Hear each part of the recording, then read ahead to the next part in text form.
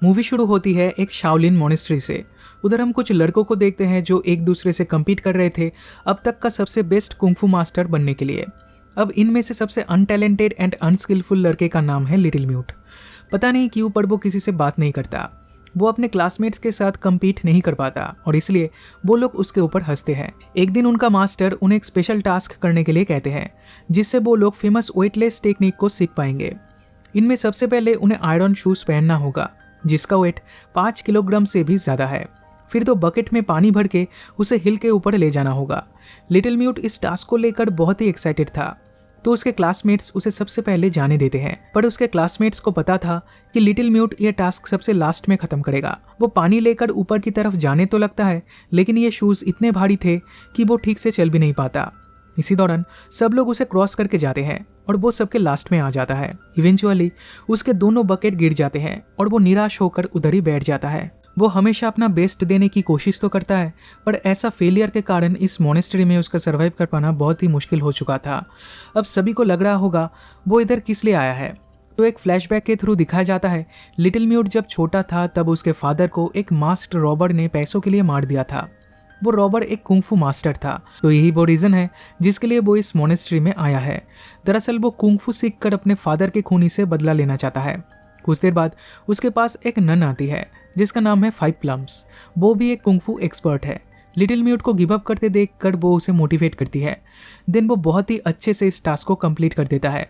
अब क्योंकि वो सबसे लास्ट में आया था तो मास्टर उसे लेजी कहते हैं और वो ये भी कहते हैं कि पिछले कुछ सालों में कोई भी स्टूडेंट इतना ज़्यादा टाइम नहीं लिया जितना टाइम लिटिल म्यूट ने लिया है और इसलिए उसे पूरा मंथ लकड़ी काटने का सज़ा दिया जाता है।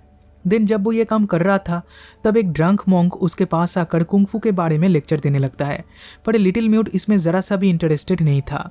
तब मॉन्क उसे इस मोनेस्ट्री के बारे में एक सीक्रेट बताता है। ये दोनों वाटरफॉल के पीछे एक सीक्रेट चेंबर में जाते हैं जहां बस हाई लेवल मॉन्क को ही आने का परमिशन है। उधर एक ओल्ड मैन को कैद करके रखा गया था जिसके हाथ और पैर चेन से दीवार के साथ बंधे हुए थे। तभी 2 मॉन्क इधर आते हैं और इस प्रिजनर को खाना और पानी देकर चले जाते हैं। देन लिटिल म्यूट आके उसे खाना खाने में मदद करता है।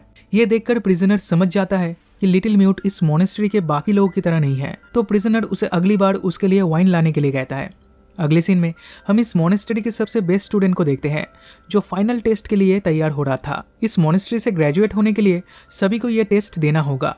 इस टेस्ट का नाम है वुडन टेस्ट, जिसमें स्टूडेंट्स को एक नैरो हॉलोवे के थ्रू जाना होगा जहां 36 शाओलिन वुडन मेन है। ये सब मैकेनिकल डमीज है और जो भी इस हॉलोवे के अंदर जाता है वो उनके ऊपर बहुत ही स्पीड और स्ट्रेंथ के साथ अटैक करते हैं। हर एक मैकेनिकल डमीज एक साधारण इंसान से 50 टाइम्स फास्टर एंड स्ट्रॉन्गर है, सो ये टास्क एक्सट्रीमली डिफिकल्ट है। एक स्टूडेंट कॉन्फिडेंस के साथ इस हॉलो के अंदर जाता तो है पर बुरी तरह से पीटकर बाहर आता है। अगले दिन लंच करते टाइम लिटिल म्यूट एक बन को अपने क्लोथ के नीचे छुपा लेता है और ड्रंकन मॉन्क से थोड़ा सा वाइन भी चोरी कर लेता है।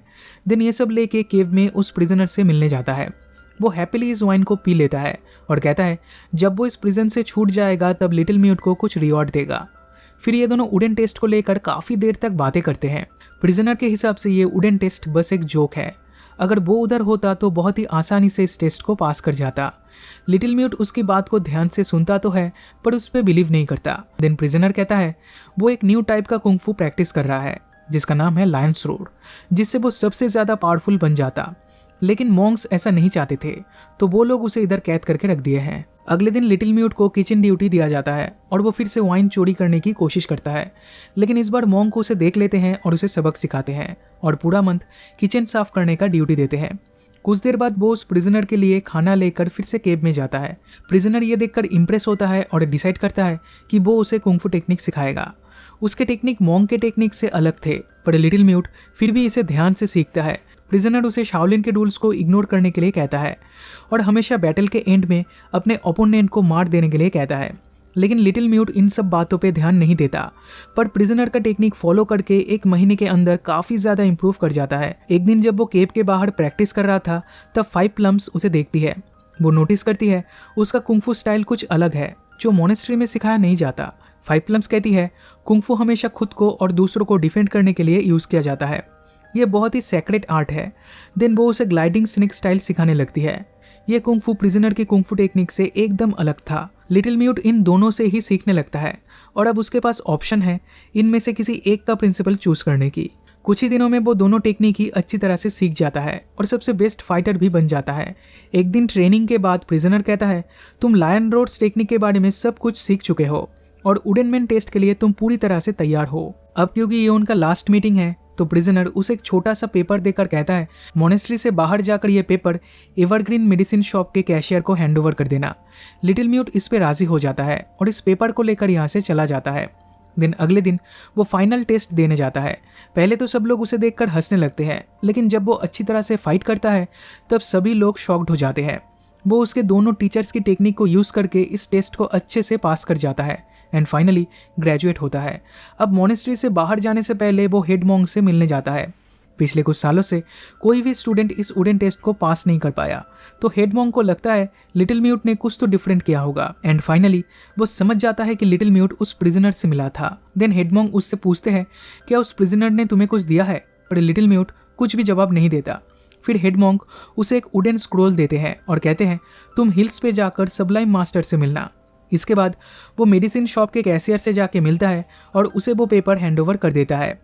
कैशियर यह मैसेज पढ़ते ही समझ जाता है कि किसने ये भेजा था। तब ये रिवील होता है उस प्रिजनर का असली नाम है कैंग और वो ग्रीन ड्रैगन गैंग का लीडर है। वो इनोसेंट लोगों से पैसे छीनकर उन्हें मार देता था, इसलिए उसे प्रिजन में लॉक करके रखा गया है।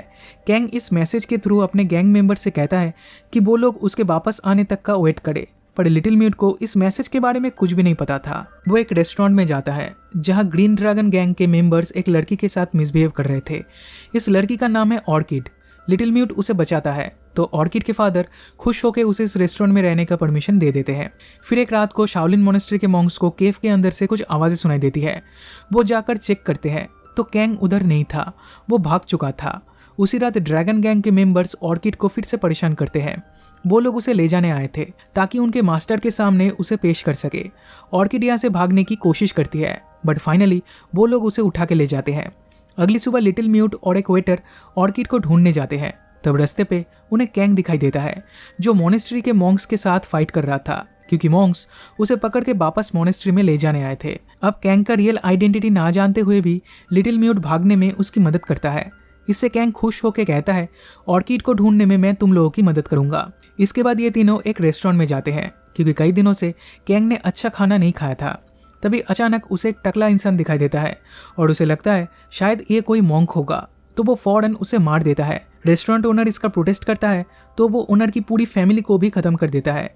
लिटिल म्यूट ये देखकर शॉक्ड था क्योंकि वो जिस आदमी का इतना रिस्पेक्ट करता है वो कैसे एक इनोसेंट फैमिली को खत्म कर सकता है। इसका रीजन पूछने पर लिटिल म्यूट और वेटर को कैंग वहां से भगा देता है। सरप्राइजिंगली जब वो वापस आते हैं तब ऑर्किड भी घर वापस आ जाती है। वो कहती है उन लोगों ने उसे बिना कुछ किए ही जाने दिया, पर पता नहीं क्यों। अगले दिन लिटिल म्यूट को उस स्क्रॉल के बारे में याद आता है जो उसे सबलाइम मास्टर को देना था। विदाउट वेस्टिंग एनी टाइम वो फौरन हिल्स में जाकर ब्लाइंड मास्टर से मिलता है। फिर जैसे ही वो स्क्रॉल को फील करते हैं तो उन्हें पता चलता है कि लिटिल म्यूट कैंग का स्टूडेंट है। पहले तो वो उसे बहुत डांटते हैं पर प्रॉमिस करते हैं कि उसे सही रास्ते पे ले आएंगे। फिर वो कहते हैं मोनेस्ट्री में वो कैंग का मास्टर हुआ करते थे और उन्होंने ही कैंग को कुंगफू सिखाया था, पर कैंग इसका मिसयूज करके लोगों को मारने लगा। फाइनली उसे पकड़ के प्रिजन में डाल दिया गया। पर इन सब के लिए सबलाइम मास्टर खुद को दोषी मानते थे, तो खुद को सजा देने के लिए अपने आप को ही ब्लाइंड कर लिए। अभी तो वो हिल्स पर रहते हैं, लेकिन वो उनके मोनेस्ट्री और उनके स्टूडेंट्स की मदद करने के लिए हमेशा तैयार है। लेकिन करंट हेड मॉन्क कहते हैं मोनेस्ट्री के सारे मॉन्क्स अब बूढ़े हो चुके हैं, तो अगर कैंग उसके गैंग के साथ उनके ऊपर हमला करेगा तो वो लोग खुद को डिफेंड नहीं कर पाएंगे। अब इसमें बस एक ही इंसान उनकी मदद कर सकता है और वो है लिटिल म्यूट। तब सबलाइम मास्टर उसे एक बुक देते हैं जिसमें अल्टीमेट कुंगफू स्टाइल के बारे में लिखा था। ये कुंगफू के सबसे खतरनाक और सैक्रेड टेक्निक्स है जो अभी तक बहुत ही कम मॉन्क्स ने मास्टर कर पाया है। अगले कुछ सालों में कैंग और उसके लोग मोनेस्ट्री पे हमला करने की प्लान बनाते हैं और इधर लिटिल म्यूट तब कुंगफू का थर्ड स्टाइल सीखने में लगा था। उसे 300 किलो से भी ज्यादा भारी रॉक अपने शोल्डर पे कैरी करना होता था और भी कई खतरनाक एक्सरसाइज भी करने होते थे। अब हेड मॉन्क के गाइडेंस के अंदर वो अगले 3 सालों में कुंगफू के थर्ड स्टाइल को भी अच्छे से सीख लेता है। फिर एक दिन कैंग अपने गैंग के साथ मोनेस्ट्री पे हमला करता है। लिटिल म्यूट उसे रोकने जाता है तो कैंग हंसते हुए कहता है वो आदमी मैं ही था जिसने तुम्हारे फादर को मारा था। ये सुन के लिटिल म्यूट शॉक्ड हो जाता है और कई सालों के बाद पहली बार बात करता है। दरअसल उसने खुद से प्रॉमिस किया था कि जब तक वो अपने फादर के खूनी को पकड़ ना ले तब तक किसी से बात नहीं करेगा। इसके बाद ये दोनों एक दूसरे से फाइट करने लगते हैं। कैंग लायन रोड्स टेक्निक को यूज करके उस पर हमला करता है और लिटिल म्यूट स्नेक स्टाइल में उसे डिफेंड करता है। देन कुंफू के अल्टीमेट स्टाइल को यूज करते हुए वो कैंग पे हमला कर देता है। वो उसे बहुत मारता है एंड फाइनली कैंग इस डिफीट को एक्सेप्ट कर लेता है। कैंग बहुत खुश था क्योंकि उसके ओनली स्टूडेंट ने उसकी टेक्निक को अच्छे से सीख लिया था। पर कैंग ये सब नाटक कर रहा था। वो फिर से लिटिल म्यूट पे हमला करने जाता है पर खुद को ही चोट पहुंचा देता है जिससे उसकी मौत हो जाती है।